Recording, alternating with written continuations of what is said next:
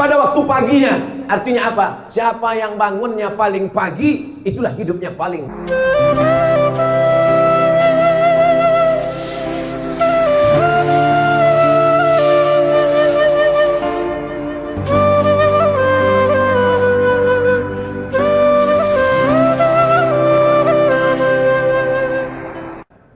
Khairul umur, sebaik-baik manusia, sehebat-hebat manusia.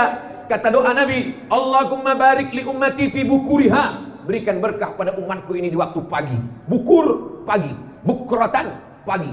Bukratan wa asila, pagi dan petang. Wa subhanallahi bukratan wa asila, pagi dan petang. Bukrah artinya pagi. Bukrah besok pagi. Bukur pagi. Bukur pada waktu pagi.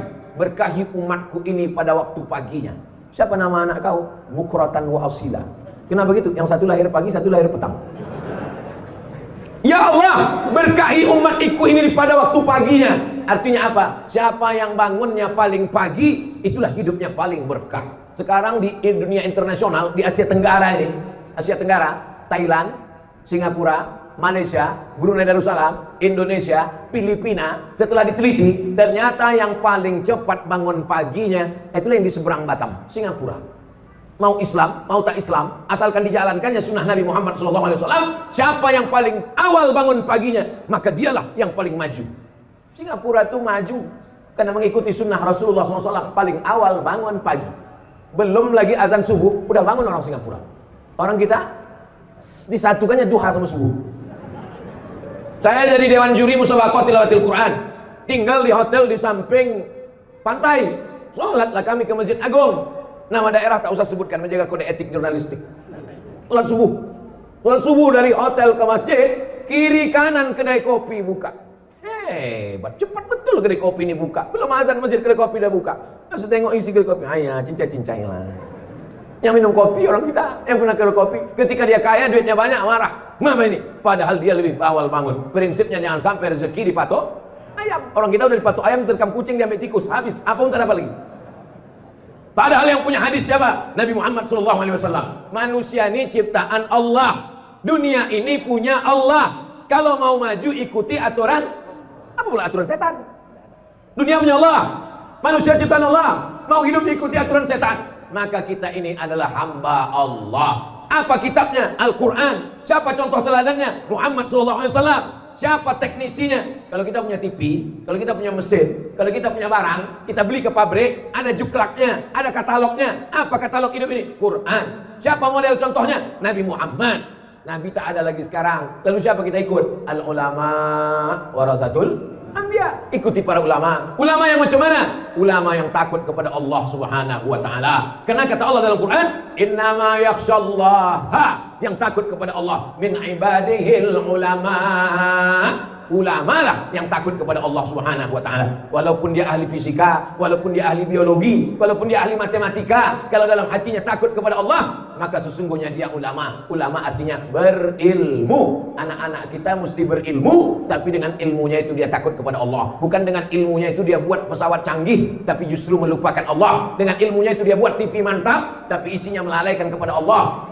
Kemarin sore saya dikirim video tentang orang koma di rumah sakit. Menangislah suami sama anaknya, macam mana lah menyadarkan istriku ini biar supaya dia bangun dari komanya. Datang anaknya, papa, gimana caranya mama biar sadar ya? Gimana? Kita buatkan video TikTok. Karena dulu dia suka TikTok. Ini kalau kita buatkan video dia sadar. Itulah yang sekarang jadi tontonan orang. Bayangkan, mau menyadarkan dari koma pun mau dibuatkan TikTok. Nah, habis kiamat dari dunia. Lama saya menengok ini. Mau saya hempaskan handphone tuh. Ingat saya banyak WA di dalam, tak jadi. Bagaimana cara menyelamatkan ini? Kalau tidak kita bawa umat ini ke dalam masjid. Dari maghrib ke isya, jangan lagi ada TV, jangan lagi ada handphone. Tutup laptop, tutup shutdown komputer, masuk ke dalam masjid. Maghrib ke isya. Kita tiru pengajian, jadwal pengajian di Malaysia. Saya kalau ke Malaysia dulu sebelum Covid, setahun 2 kali. Itu pengajiannya di Malaysia tuh ngaji tak lama-lama, pendek aja. Dari maghrib ke isya 45 menit. Habis itu sholat isya. Selesai sholat isya, yang mau pulang silakan pulang, yang mau bertahan di masjid soal jawab. Ditulis di depan mereka pakai meja, mejanya tinggi, lalu ada tulisan bawah. Anda bertanya, Ustadz menjawab. Number WhatsApp number. Nah, tulis semua. Jadi langsung dia tanya. Tak banyak-banyak, pengajian pendek aja ngaji. Yang lama makannya banyak. Setiap masjid ada dapurnya, dapur umum. Jadi masjid tidak membeli nasi. Jadi masjid tidak membeli nasi dari orang yang memasak nasi tak ke masjid. Masjid dimasak oleh orang masjid. Nasi dimasak oleh orang masjid. Ketika memasak dia berwudu, ketika memasak dia berselawat, ketika memasak kencingnya berbasuh, sehingga orang yang memakan itu ada rahmat dan barokahnya. Masjid ini ada dapurnya. Buatkan dapurnya. Sehingga kita, oh kalau begitu apalah guna nanti catering Pak Ustadz? Bagus. Kalau membeli catering kepada jamaah, sehingga duitnya itu berputar di antara jamaah. Kalau duit dia banyak, dia akan bersedekah. Kalau duit dia banyak, dia akan belikan karpet masjid. Belikanlah uang kita kepada jamaah yang kira-kira kalau duit jamaah itu banyak akan balik juga ke masjid. Setuju? Itulah yang membuat orang marah kepada Abdul Somad ini. Abdul Somad cerita tentang duit, Abdul Somad cerita tentang politik, karena memang di mana-mana ceramah saya itu isinya 3. Perbaiki pendidikan, pengajian di masjid berkualitas. Perbaiki ekonomi, belanja kepada jamaah supaya duitnya berputar antara jamaah. Tahu ada jamaah yang punya penyewaan mobil, sewa mobil dia. Tahu antara jamaah ada yang punya laundry, pakai laundry dia. Tahu di antara jamaah ada yang jual buah, beli buah dia. Tahu jamaah ada yang jual tanah, kabarnya kau jual tanah. Iya. Tanah siapa yang kau jual? Entah, aku tak tahu tanah siapa. Bapak Ibu yang dimuliakan Allah Subhanahu wa taala. Masjid menjadi sentral tempat berkumpul. Ada orang yang sangat kaya, bingung mau kemana lah aku campakkan duitku ini Pak Ustaz. Bingung aku Pak Ustaz. Ada pula satu lagi jamaah yang sangat susah, tak tahu dia kemana mau mengadukan kesusahannya. Yang menawarkan duit pinjaman cuman rentenir, lintah darat. Semua yang di laut-laut ini kalau sudah naik ke darat jahat semuanya. Contohnya lintah darat dan buaya darat. Maka datanglah jamaah masjid. Masjid mempertemukan antara pejabat dengan rakyat. Masjid mempertemukan antara orang kaya dengan orang yang susah. Bertemunya di mana? Di dalam masjid. Itu siapa tuh? Kawan ayah. Ayah jumpanya di mana dulu? Di Masjid Nurul Huda, Perumnas Geria Sagulung Permai Blok E nomor 1A Sagulung Batam. Udah aku sebutkan alamatnya lengkap, tak juga datang, tak lah. Di mana jumpanya? Di masjid.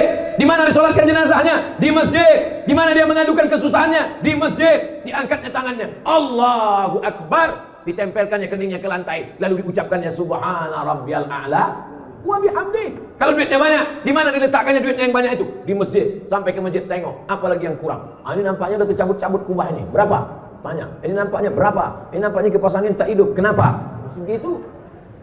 Jangan ketika duit banyak ke mall, pas duit tak ada ke masjid. Orang yang model begini, jenazahnya jangan disolatkan, bawa ke jembatan Barelang. Bapak Ibu yang dimuliakan Allah Subhanahu wa taala. Insyaallah tak ada. Itu maka saya katakan begitu. Insyaallah semua jamaah masjid ini baik-baik semuanya insyaallah. Amin. Jam berapa waktu sholat maghrib di?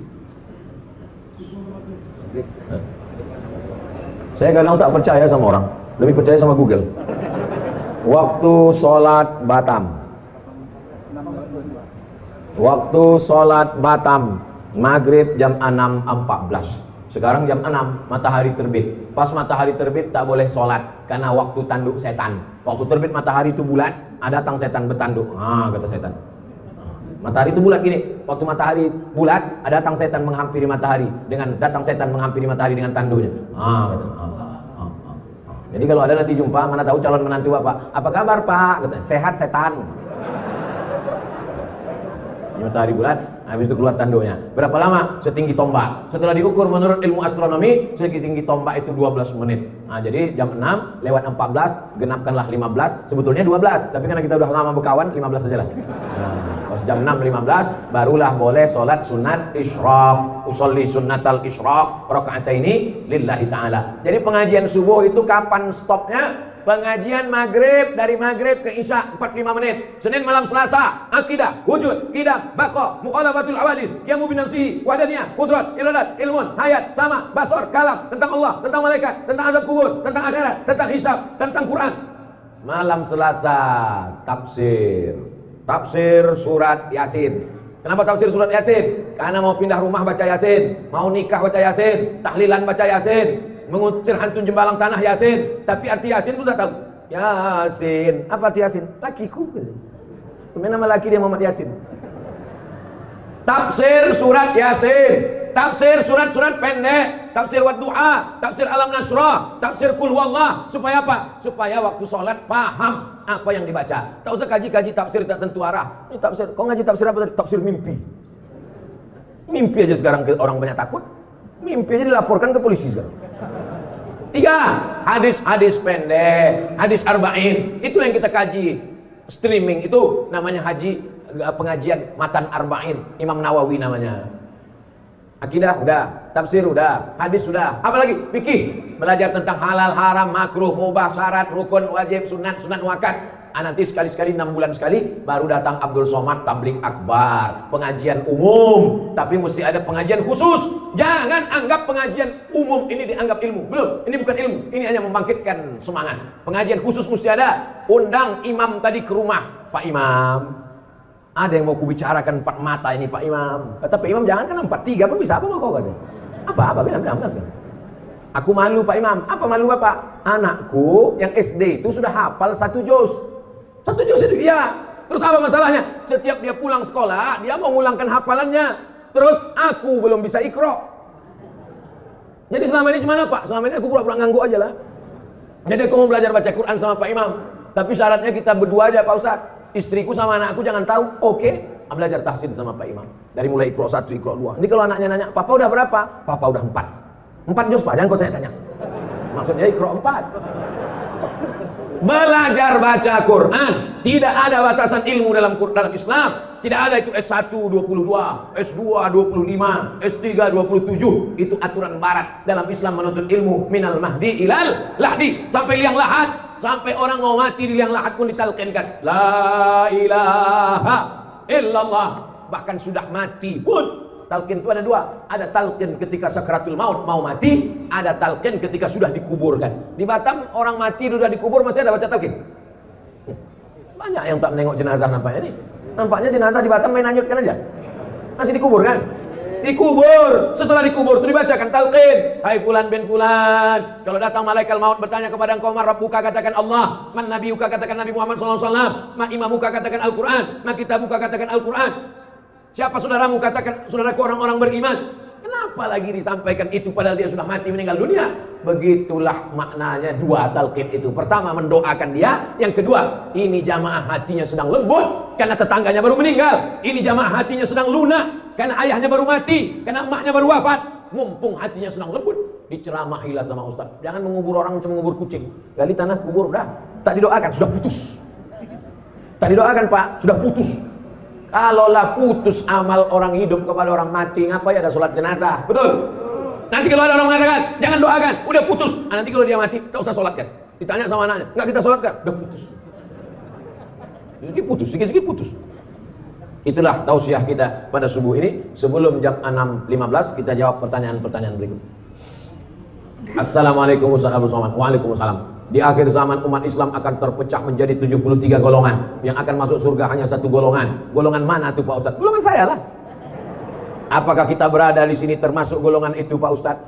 Udahlah kau bangun subuh, mandi kedinginan, jalan kaki ke Masjid Nurul Huda, pengajian, sholat subuh berjamaah, ragu pula masuk surga. Ada orang yang tak mandi wajib, tidak bersedekah, tidak sholat, yakin masuk surga. Kau udahlah mandi, bersunat, sholat, puasa, ragu pula masuk surga. Jadi sebetulnya apa yang membuat umat Islam ini ragu masuk surga? Man qala la ilaha illallah Muhammadur Rasulullah dakhalal jannah. Siapa yang mengatakan la ilaha illallah Muhammadur Rasulullah pasti masuk surga. Yakin apa tak yakin? Percaya atau tak percaya? Sataftariqu ummati ala iftaraqatil yahud ala 71 firqah. Yahudi terpecah 71 golongan. Iftaraqatin nasara ala 72 firqah. Nasrani terpecah 72 golongan. Iftaraqat ummati ala 73 firqah. Umatku terpecah 73 golongan. Yahudi 71, Nasrani 72, orang Islam 73. 71, 72, 73 ini bukan angka nominal, tapi angka jumlah menunjukkan bahwa perpecahan umat Islam lebih banyak daripada Yahudi dan Nasrani. Bukan angka nominal. Setelah dihitung-hitung ternyata Yahudi lebih dari 71. Ternyata Nasrani lebih dari 72. Ternyata umat Islam lebih dari 73. Adin, bang, abang sayang tak sama adik? Sayanglah Adinda. Siap abang nunggu adik semester 7. 1000 tahun kan ku nanti. 1000 tahun itu angka nominal atau makna kiasan? Kiasan. Ada pula ada orang Batam umur 1000 tahun. 40 aja bengek. Arti 1000 tahun itu artinya makna kiasan. Begitu juga dengan 71 Yahudi, 72 Nasrani, 73 Islam. Bukan angka nominal. Jangan nanti dihitungnya. Umat Islam 73, NU, Muhammadiyah, Persis, Nahdlatul Watan, Al-Wasliyah, FPI, GP Ansor, dihitungnya semua. Habis itu baru ditinggal. Mana yang masuk surga itu ya? Tengoknya, oh ini yang masuk surga. Apa kelompok apa nih? Sahabat UAS. Bukan begitu cara berpikirnya. Bahwa kita terpecah lebih banyak dari Yahudi, lebih banyak dari Nasrani, lebih banyak daripada Yahudi. Lalu kemudian mereka bertanya, lalu di antara yang banyak itu siapalah yang masuk surga itu ya Rasulullah? Apa kata Nabi? Ma ana alaihi wa ashabi. Orang yang mengikut aku dan seperti sahabat-sahabatku. Nabi sholat subuh, kita sholat subuh. Nabi memakmurkan masjid, kita makmurkan masjid. Nabi ahlus sunnah, Nabi berpegang kepada sunnah karena dia sumber sunnah, sunnah dari Allah. Kita mengamalkan sunnah. Nabi mengajarkan berjamaah, kita berjamaah. Maka kita adalah kelompok yang selamat karena ahlus sunnah wal jamaah. Jabariyah sesat, Syiah sesat, Khawarij sesat, Murji'ah sesat, Qadariyah sesat, Mu'tazilah sesat. Maka semua mesti kembali kepada akidah ahlus sunnah wal jamaah. Sunnah bangun waktu pagi, kita bangun. Sunnah jalan kaki ke masjid, kita datang. Sunnah sholat berjamaah. Sunnah berzikir habis sholat subuh sampai terbit matahari. Sunnah. Maka ikuti amalan-amalan sunnah, kau akan tahu mana yang sesat, mana yang tidak. Tadi malam pulang dari masjid pengajian, mau pulang ke penginapan, sampai di tengah jalan, apa kata tim yang ada di belakang? Oh ini kita salah ini kita salah jalan, mestinya ke sana.